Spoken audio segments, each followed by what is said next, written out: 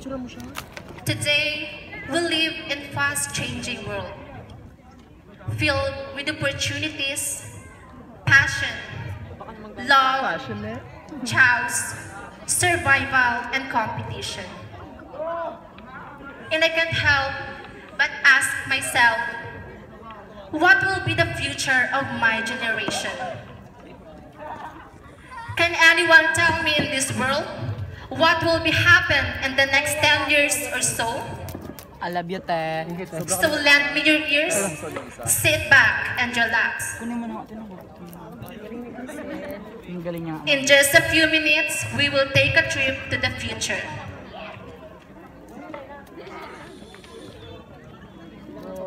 It was 7:30 in the morning when I woke up. I could see white, graceful curtains swaying in the window of a beautiful mansion. Beside a white sanded beach with clear blue water sparkling in the warmth of sunlight as I saw. The gentle of a soft sunlight blew in my face. I was on a vacation because it was Holy Week. The mansion where I sleep was owned by my friend. I had my Holy Week vacation because my friend invited me to have a sleepover. I made a cup of coffee for myself because my friends were still sleeping. I sat by the spacious living room filled with the shining furniture. The pack of coffee was manufactured by the company owned by one of my batchmates, none other than Mr. Jeff Dolohan. Mr. Jeff Dolohan, together with my batchmates, Miss Andrea Dagut, Mr. Justin Dait, Miss Adrian Noblado. They are the endorser of the product of Mr. Jeff Dolohan. Andrea also endorser other product. This is Pen Shop, Bench, and so much more. Nice. In fact, she is the #1 endorser of the Philippines. Wow! While Jeff is a certified public accountant. He is a successful man. That's why he fulfilled his dreams. Thank you. He goes to the popular Tower of France, the Eiffel Tower. I read the newspaper and I was surprised of what I saw. On the front page, there's a big picture caught my eye. In that picture, a man, a model of different luxury bag, like Louis Vuitton, Dior, and Gucci, in New York. He is Mr. John Wendell Paraiso, one of my batchmates. He looks so stunning in that picture. Wow. He is still looking forward to develop his career in New York as a model. As of now, Mr. Lawrence Burgos is the head of Philippine Military Air Force, and he is now a brave man who fights for our country. While his lifelong best friend, Mr. Philip Anis, is being the chief police of the city's headquarters.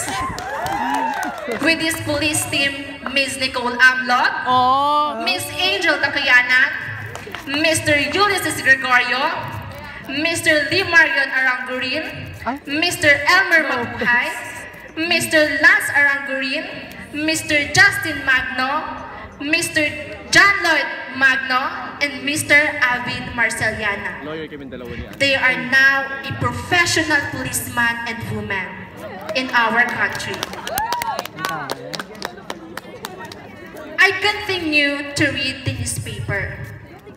Then I saw another picture. I was very shocked because this picture is Mr. Jeffrey Mercurio.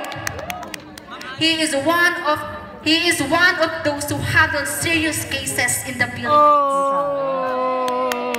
He is also gave justice to people who also lost their loved ones.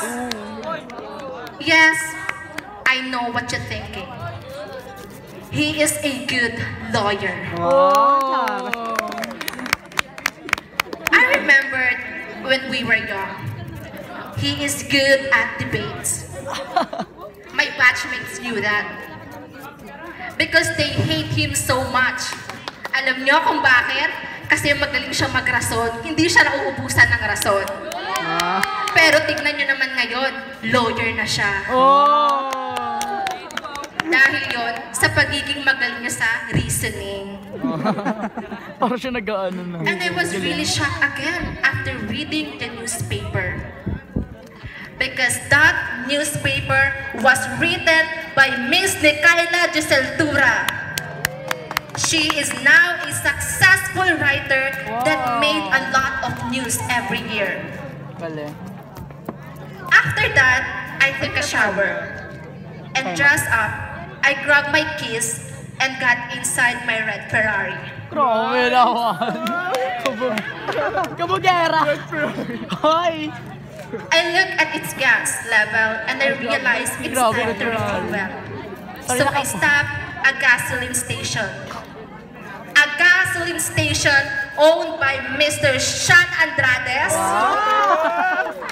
one of my funniest batchmates. And he is also a professional policeman. And I drove to Carmel Academy. My fellow batchmates invited me to the blessings of school. And I am one of the former students who will donate some equipment for laboratory.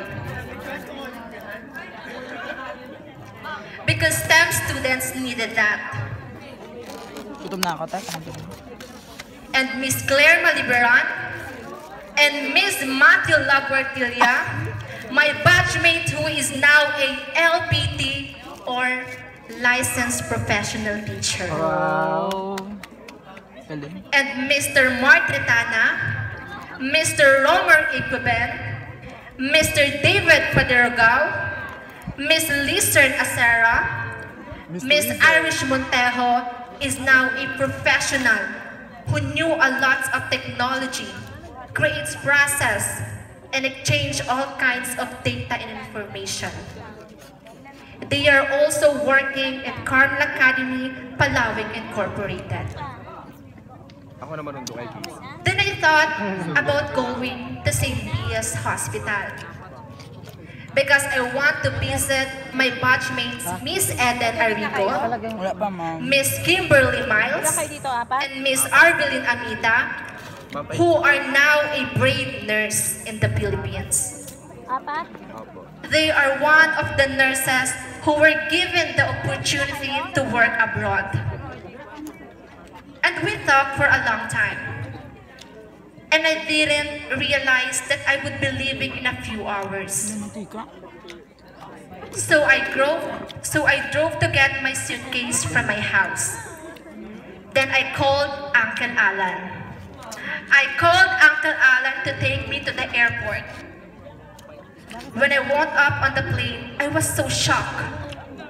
Because the man behind me got my suitcase and he is the one who is in charge of the safety protocol. He is no other than Mr. Clint Eichel Baghdad. He was a cabin crew. And I'm also shocked because one of those gorgeous FA or flight attendants is Miss Isa Meir and Miss Princess Chodoro. I'm going to the USA because my vacation here in the Philippines is over. And I am also needed in the US because I'm a doctor. Before I became a doctor, I was also a CPA, a certified public accountant. I worked in a bank in 3 years, but my mother took me here in the Philippines to go in America. Then I pursued one of my biggest dreams, to become a doctor. And now I am a successful woman. I was able to have my own house in the US. And I also have my own house here in the Philippines. I am the owner of St. Pius Hospital here in Philippines, where my batchmates work.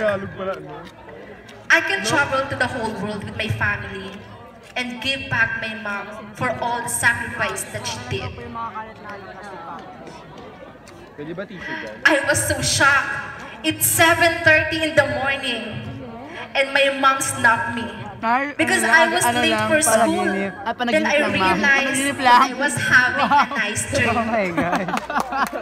Well, maybe that's dream worth being late for. That was maybe just a dream, but for me, it's a prophecy. Prophecy worth achieving for. That was maybe just a product of my wild imagination. But I tell you all, this is a challenge to all of us. Challenge towards aiming the highest point we could ever reach. Never stop hoping. Never stop dreaming. Libre lang mangarap, guys. That's why we need to change our dreams into plans and turns our cans to cans. So in the next 10 years or so, I hope we'll see each other again walking on our sunshine. Once again, good evening, batch 2022-2023. Congratulations to all of us. I am Crisel Valencia, future certified public accountant and future professional doctor.